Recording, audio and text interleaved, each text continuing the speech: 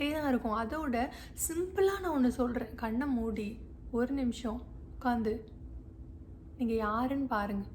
குவைட்டாக இருங்க ஒரு நிமிஷம். என்ன பார்க்குறீங்க அங்கே? ஒரு ஸ்டில்னஸ் இருக்கா?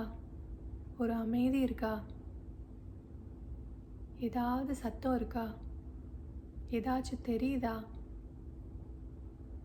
அதை ஒரு இடம்னு சொல்வீங்களா? இல்லை எம்டினஸ்ன்னு சொல்வீங்களா? இல்லைன்னா உங்கள் உணர்வுன்னு சொல்வீங்களா? இதை பார்த்துட்ருக்கிற அந்த உணர்வுக்கும் அதை பார்க்குறதையும் நீங்கள் வித்தியாசப்படுத்த முடியுமா? இந்த ரெண்டையும் பிரிக்க முடியுமா? அங்கே இருக்கிறது ஒரே ஒன்று தான்.